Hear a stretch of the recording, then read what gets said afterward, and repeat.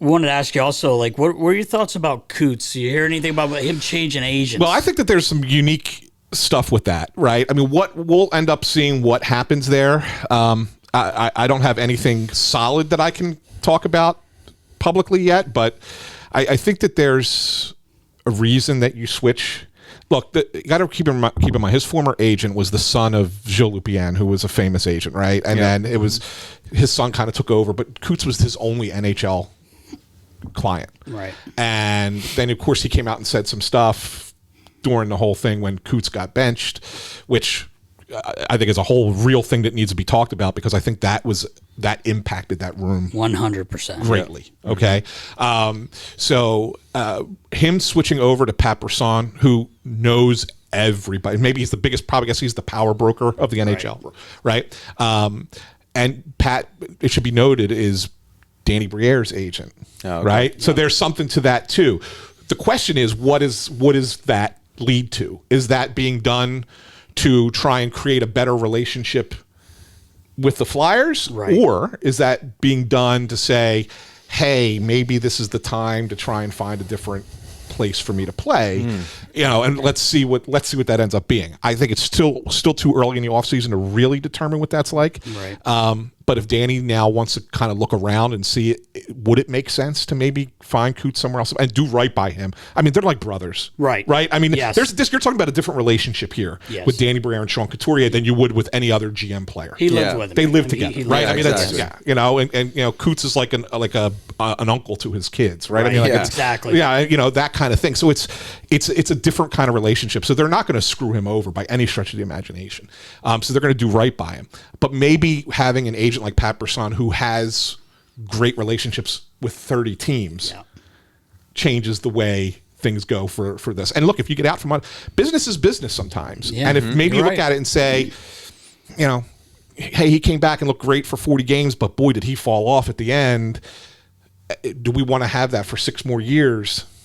Right. If we get out from under this contract in some way, maybe it makes the rebuild go a little bit faster. Who knows? Yeah, right. So it's something maybe you kind of explore. Not to say it's definitely going to happen. Exactly. But it's something that you certainly explore, and having Pat Brisson behind it kind of helps that a little bit. Yeah, makes sense. For sure. Yeah. I mean, however it plays out, it's probably a wise move at this stage of his career, right? Just having a little more communication, with the parent team, the Flyers, and exploring maybe. Who knows? Yeah. I think Coots was playing hurt. Yes. Well, everybody kind of knows it, but I don't want to speak out of school. No, well, Danny came on our show and said that he played through 5 different injuries that were not his back. Right. So it was 5 other injuries that he was playing through. Right. Right. So there's that too, and so I think that also plays into the we're benching Coots thing. Like, how dare you bench the guy who's being a warrior in essence. Exactly. And playing through what he's playing through. I think, to your point, like you said, there weren't a lot of players happy about that situation. No, I don't think that's something people don't understand. Yeah. And you read comments and I know like people like to just throw shit out there like just to do it, but with 2 posts and like they just make up a thing to say something, but like I just don't think you scratch Coots. Yeah. You don't. If he's able to play, first of all, you just named him your captain. Right. He's plays hurt for you. He's playing on the 4th line, not playing a ton of minutes, but if it's a 2-1 game, you're up and you got a defensive end draw who's taking it. It should be him. And you mean to tell me, and this is no offense to guys like Ollie Lycksell, who goes into the lineup. Yep. You'd rather have Ollie Lycksell on the ice than Sean Couturier, especially as you're trying to make the playoffs. You're trying to make the playoffs. I mean, that's what. So like. I think that was a tactic. I'm going to do 2 things on Torts with this. That's a tactic you use when your team is this close to winning a championship. Right. And maybe if say, all right, I can bench him, I can bench everybody, and you got a veteran team, and they rally behind it to hate the coach, whatever. A young team, they don't know how to handle that. Right. Yeah. What's their response to that? They're sitting there going, oh shit, like if I make a mistake, am I the next guy out? And then you play a little bit nervous, right? Right. So like to me, that's where that's a mistake, Yeah. I mean, I just think that there's a lot that went wrong with the Coots thing that. Yeah. You don't do it. You don't name him a captain and then start taking away. Torts, the other thing I wanted to say was when he won his Stanley Cup, who was his captain?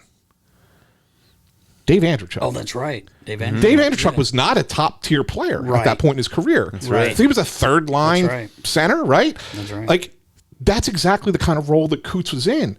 Did he ever bench Dave Andreychuk on the run to the Stanley Cup? No. Like, no. Like, I mean, you could have him play a more diminished role and still not embarrass the guy like that publicly. And for Coots, like we've talked about this, you've known Coots since he's been here. Riley and I have known him. Great person. Incredible. Not very vocal. You know what I mean. Like he's not the loudest guy in a room like Jakey Voracek. Wherever you are. But for Coots to say to you guys, to the media, I'm not real happy the way I'm like, whoa. Yeah. For him to say that, because he is a team guy. Yeah. His dad played. He knows how to be. He's been a pro since he was 18. For God's sakes. I mean, he's acted like a professional. Correct. Even though he was a kid. But that, to me, when he said that, I was like, wow. And then, I like you guys, we know a lot of the guys. We talked to them, and it was not great. No, it was not. It was not great. And I don't know about you, Ant, but like we talked about this. I got really concerned the second Montreal game when it just did not look like the team we had seen all year. But then the next day in Columbus, I was like, whoa. And I said at the Lots, I was like, wow, like that scared me. Yeah. And I said, something's not right here. Yeah, exactly. Exactly. That's how I think that's when we knew. Yeah. That's when we all knew that they were going to fall out of this. Yeah. They weren't going to get it right. Yeah. Let me ask you this, then. You have a relationship with Torts. So you know Torts better than we do. I was going to say, did you ask him? Is it a relationship? Did you ask him about That's a unique relationship that I have with him, right? But like, you've been following him for a while. Been around the team. Like, he's obviously a very strategic guy. Some stuff is very pre-calculated. Yes. So for something like this specific example, scratching Torts, like, is this one of these like scratching Coots? Is this something that Torts is like stewing on, really trying to do something to shake up the squad, or is this like roll up one day to the rink and just feel like on a whim? Like, I don't think he's ever an on the whim guy when it comes to making decisions for his team. He might be an off the cuff speaker. Yeah. Right? Behind a microphone, he may say some stuff that's like, maybe he thinks about after the fact, maybe I shouldn't have said that. And he even had the apology to Felix Sandstrom this year, right? Because that was a little bit more off the cuff. But when it comes to making decisions for your roster, I think it's very calculated. Yeah. And I think, it's interesting. Think about when the decision to name Coots captain happened. Immediately thereafter, his minutes start to go down. Yeah. Then he gets demoted to the fourth line. Then he gets scratched, right? What's he doing there? Like to me, that's an entire calculated coaching process. You think it was that calculated? Hey, wow. I do. Yeah, I do. Like and look, I'm not trying to say that Coots was like playing well and oh my God, how dare you do this to the guy. The guy was struggling. I mean, there's no question. Like he had hit a wall. They overused him. To get to where they were, he had to play 21, 22 minutes a night, and the body just broke down after not having played for 2 years. Right. So that kind of thing can happen. So okay, fine, you have to understand that, but at the same time, don't embarrass the guy. Yeah, right. Oh, that's where I had a problem with it. Yeah, like you want to put him on the fourth line and play him 12 minutes. I get it. But he's still your captain. He's still on the ice. He's still in the room. He's still representing the team. And I think that there's a lot to that.